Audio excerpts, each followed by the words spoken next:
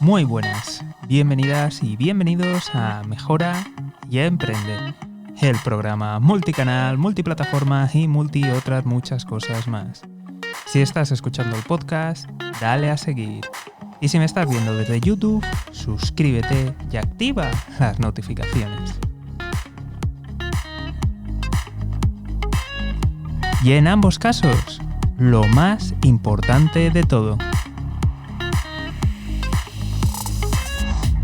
visita economistajosegarcia.com. Repito, economistajosegarcia.com. Y ahora sí, empezamos con el programa de hoy.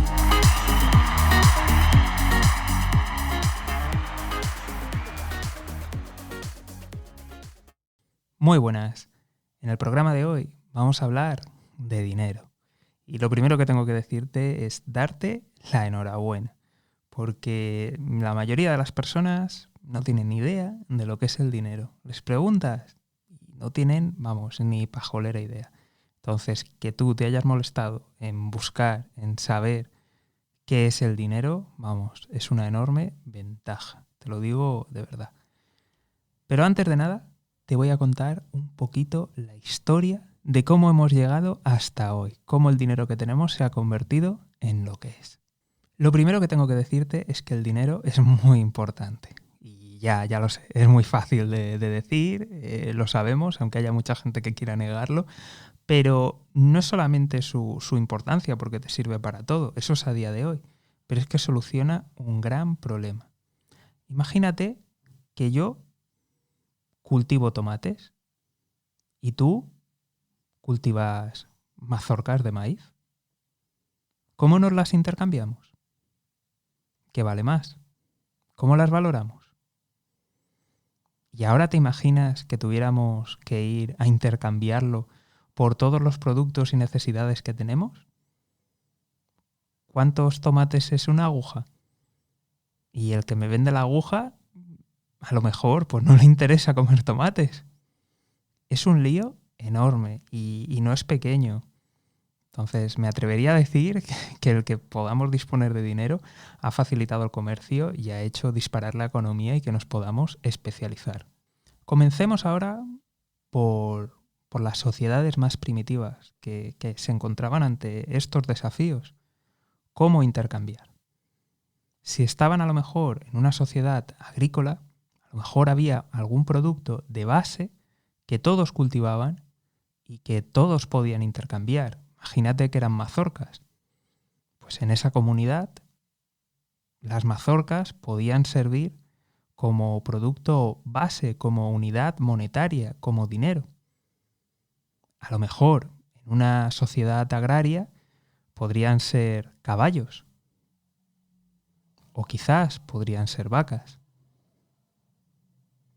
Todo esto fue evolucionando hasta que llegó un punto en el que buscaron algo con lo que intercambiar.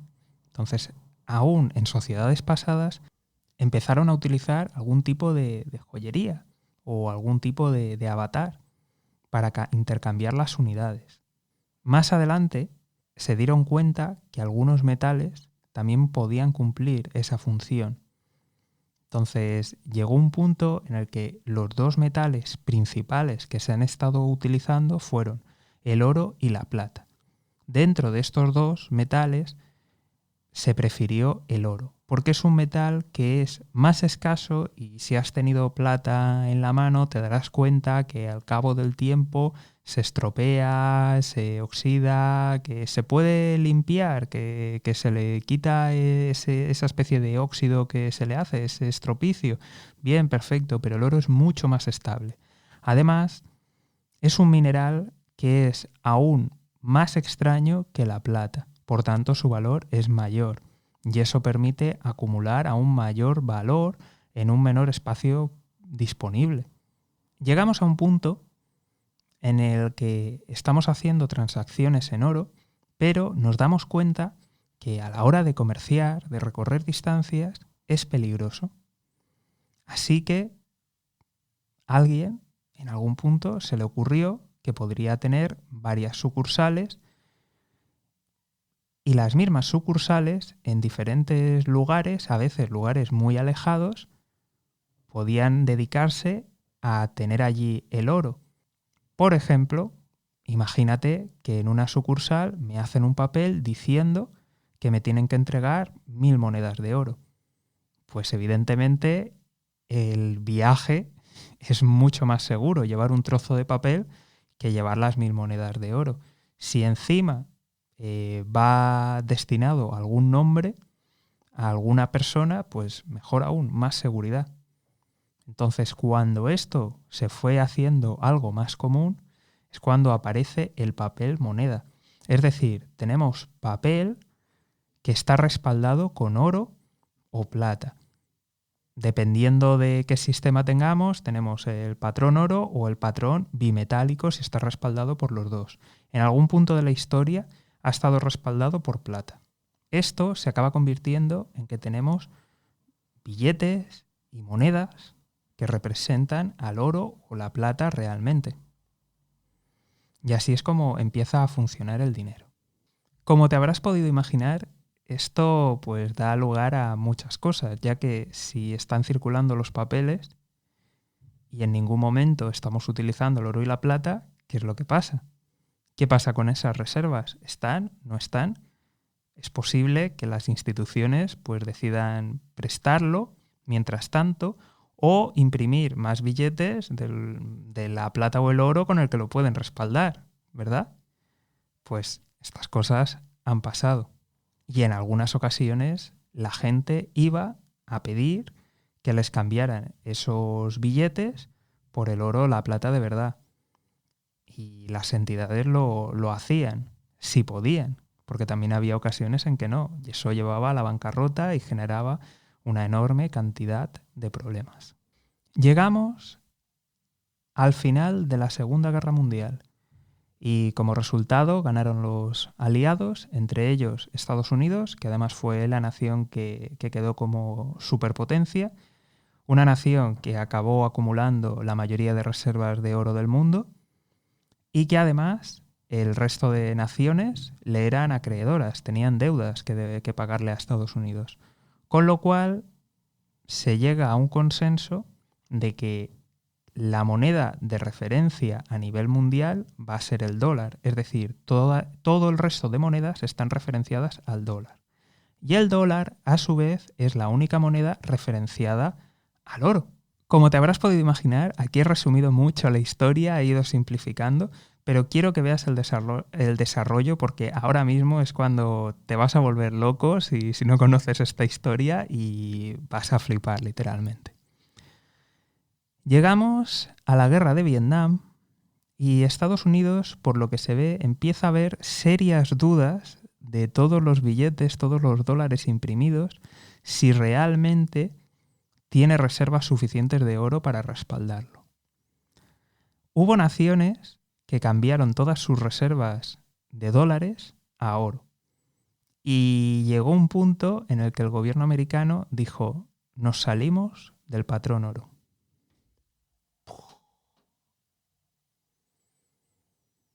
Con lo cual, ya no está referenciado el dinero a nada. ¿Qué es el dinero?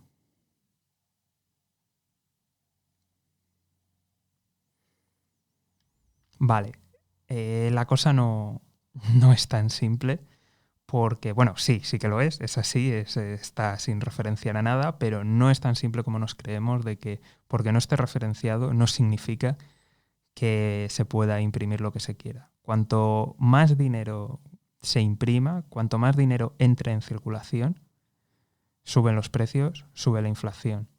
Entonces no se puede hacer lo que se quiera alegremente porque luego tiene consecuencias. Entonces me puedes decir, oye, pero entonces ¿el dinero qué es? ¿No es nada? ¿Qué pasa? ¿Qué le da la fuerza? ¿Qué es lo que ocurre? Pues mira, lo primero que le da la fuerza es el Estado. El Estado, con sus normas y sus leyes, es quien te impone y te obliga a usarlo. Esto es así, de verdad. Repasa las leyes, está en todos los países y es así. El gobierno te obliga a usarlo. Y luego tiene los juzgados. Todas las penas, todas las compensaciones tienen que ser en dinero, en la divisa de ese país. Con lo cual, si tú vives en ese país, estás obligado a usarlo porque vas a tener que hacer tus transacciones en esa divisa. En segundo lugar, de nuevo, el Estado te obliga porque tienes que pagar impuestos y te aseguro que siempre se pagan impuestos.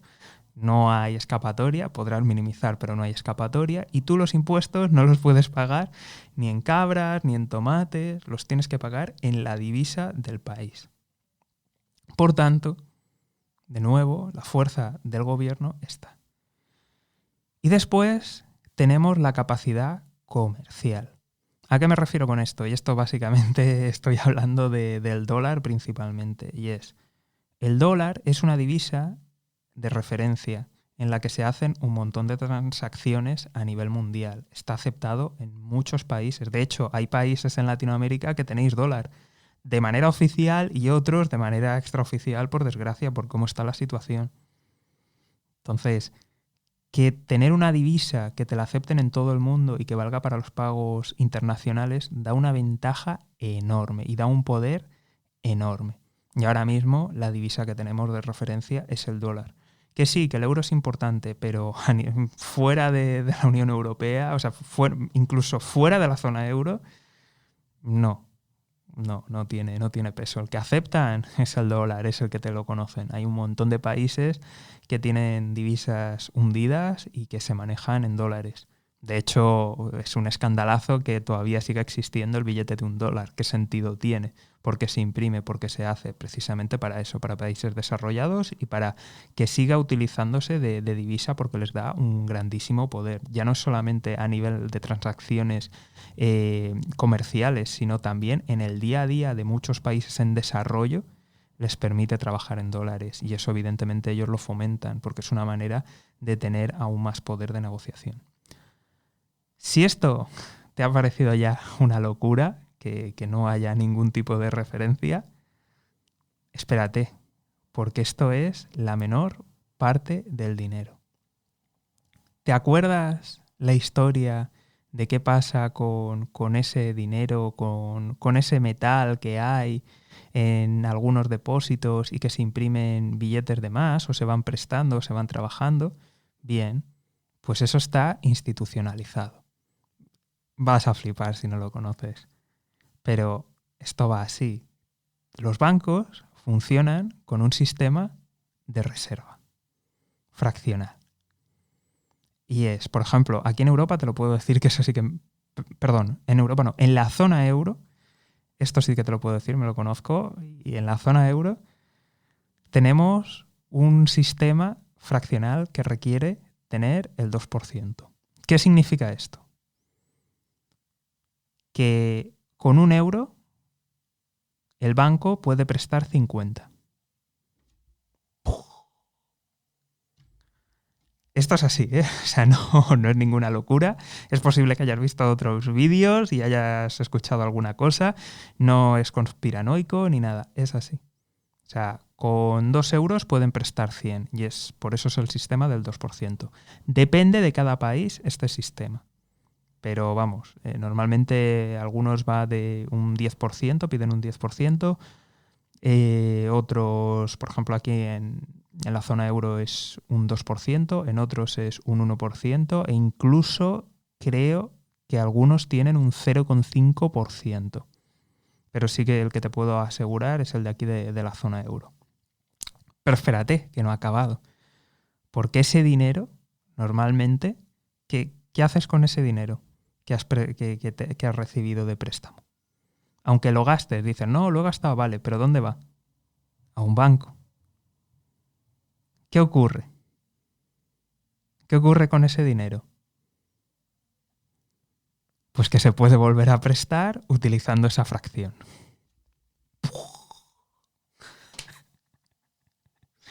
Así que el dinero que hay realmente en el mundo, el dinero en circulación, es una fracción ínfima de todo el dinero que hay circulando en la economía. Y esto va así, tenemos el sistema fraccionario. Y ahora es cuando tú me dirás, bueno, pero ¿qué pasa? Pero entonces, ¿cómo es posible esto? ¿Cómo se permite? ¿Y por qué no tenemos un sistema que no sea fraccionario? Vale, bien, tengamos un sistema que no es fraccionario. Si te estás quejando de que los bancos no están dando crédito, si les pides más dificultades que limiten más el crédito, o sea, ¿qué préstamos crees que van a conceder? ¿Qué condiciones crees que van a poner? O sea, es así, o sea, si tú en teoría esto puede ser maravilloso, pero que las cosas funcionan, o sea, funcionan así. Es así. Me acuerdo que algún amigo mío me preguntaba, ¿pero cómo puede ser que esté todo el mundo endeudado? Pues mira, así es como puede ser, por eso estamos todos endeudados. Es así. ¿Qué es lo que ocurre y por qué algunos países pueden estar más endeudados que otros? Vamos a repasar porque esto es algo muy importante del dinero y de la deuda y por qué hay países que funcionan como funcionan. Caso de Estados Unidos. Normalmente, además de los bancos, existe un banco central que se encarga de que los bancos tengan liquidez para que no haya ningún tipo de bancarrota, porque como funcionamos con un sistema fraccional, pues es posible que en algún banco vayan y digan, retirada de depósitos. Entonces el Banco Central le envía dinero para que no quiebre, porque es algo posible, es muy posible con un sistema así. Entonces, para que no cunda el pánico y no quiebre ningún banco, tenemos el Banco Central. Cumple más funciones, ¿de acuerdo? Pero está ahí el Banco Central. Vale, perfecto. Imaginemos ahora que, y aquí volvemos a repasar lo de antes, la fuerza, que es el gobierno, la fuerza comercial. Un país se endeuda y ese país es Estados Unidos. Estados Unidos, por cómo está montado el sistema, simple y llanamente no puede quebrar. Otra cosa es las consecuencias que tenga. Pero como está el sistema a día de hoy, es imposible que quiebre. ¿Que luego va a tener consecuencias? Sí, muchas, y no es buena. Pero virtualmente puede imprimir y puede, vamos, prácticamente hacer lo que quiera. Y dirás, pero ¿cómo es posible? Sí, muy fácil. Imagínate que se endeuda mucho y no hay dinero. ¿Cómo lo devuelve? Pues el Banco Central puede imprimir o puede comprar deuda o puede hacer lo que quiera. Tienen el control del dólar y el dólar es su moneda nacional y las deudas las tienen en dólares. Y aquí está su gran ventaja. Sus deudas son en dólares y ellos controlan el dólar. ¿Qué es lo que pasa? Porque esto no es de gratis. Que evidentemente meter dinero en el sistema, dinero en circulación, hace que aumente la inflación y hace que su divisa se devalúe. ¿Vale? O sea, eso para algunos estará bien, para otros no, depende en qué casos. ¿Qué gran ventaja tiene? Que ellos pueden manejar niveles increíbles de deuda y pueden imprimir, emitir bonos, meter dinero en el sistema, pueden meter una cantidad enorme, porque esas inyecciones no solamente van a su país, sino que van al mundo entero, se reparten al mundo entero porque el dólar se utiliza en el mundo entero y en transacciones internacionales. Con lo cual, aunque ellos se hicieran un autorrescate, tampoco sufrirían tantas consecuencias tan malas en inflación. ¿Por qué? Porque se va a repartir en el mundo entero. Y eso es una ventaja brutal. Vamos ahora con un caso algo distinto que sería el de la zona euro y es otra divisa de referencia. En el caso de la zona euro, resulta que tenemos un banco central que está formado por los bancos nacionales de cada estado. Y este es aquí el gran problema y por eso decían que Grecia iba a quebrar, que reestructuración, que problemas. Y es, si Grecia hubiera dominado su deuda, hubiera dominado, aunque esté en euros, que es su divisa nacional, pero el banco fuera de él, simplemente imprime más, se autoconcede créditos y no hay ningún problema, algo así entre comillas, porque evidentemente la inflación podría entrar en problemas serios y desequilibrios económicos, etcétera, etcétera, pero no habría ese problema de quiebra. ¿Qué es lo que ocurre? Que aquí lo tenemos que hacer consensuado con el resto de países. Entonces, como nuestras estructuras son distintas, pues oye, a unos pues no les conviene nada, dicen, oye, pero ¿qué es esto de que nuestro Banco Central compre deuda, de que imprima, de que dé facilidades? No, nosotros tenemos bien las cuentas, a nosotros no nos conviene. Y por eso tenemos aquí las tensiones que tenemos y tenemos esas luchas y esas divisiones, y por eso se tardan en tomar decisiones y hay como algo sobrevolando de, bueno, quiebra, no quiebra. Pero realmente, si hay una decisión fuerte del Banco Central, aquí no hay problema. Y de hecho, en más de una ocasión están comprando en el mercado de bonos, están comprando deuda, están comprando activos, y eso es porque estamos en divisa euro y la controlamos y sin problemas. Y cuando el Banco Central se pone fuerte, sin ningún tipo de limitación, las primas de riesgo bajan y aquí no ocurre nada. Y aquí, paz y gloria. Vamos ahora a qué es lo que pasa, por desgracia, en muchos países de los que me estáis viendo en Latinoamérica. Y es que las deudas de la mayoría de vuestros países son en dólares. Y el dólar es una divisa que vuestro país no controla. Lío terrible. Lío terrible. Lío terrible. Lío terrible. Ese es el problema. Muchos países están emitiendo deudas, muchos países emergentes emiten las deudas, y para intentar rebajar los tipos de interés que se piden, ¿qué es lo que ocurre?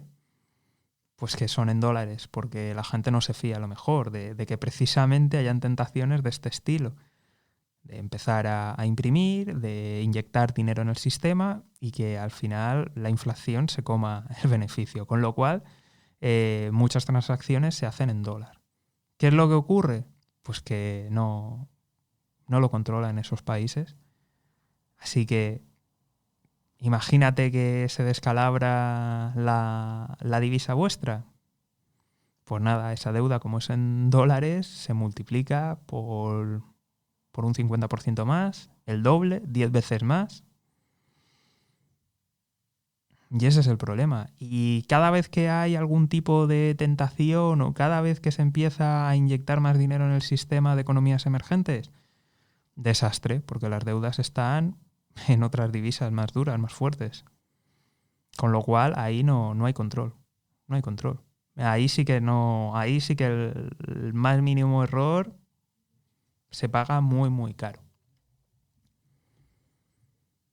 Así que así estamos. Este es el mundo en el que vivimos. Este es el porqué pasan este tipo de cosas. Esto es el dinero. Así es. Y de nuevo, de verdad, te quiero felicitar de que te hayan molestado en prestar atención a todo este tema, porque yo te aseguro que cuando salgas a la calle y preguntes, pregunta a tu alrededor de verdad qué es el dinero, a ver si alguien te lo sabe responder.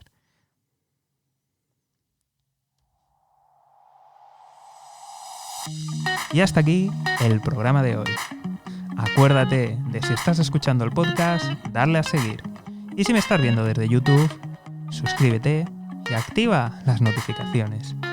En ambos casos, lo más importante de todo, visita economistajosegarcia.com. Un saludo y toda la suerte del mundo.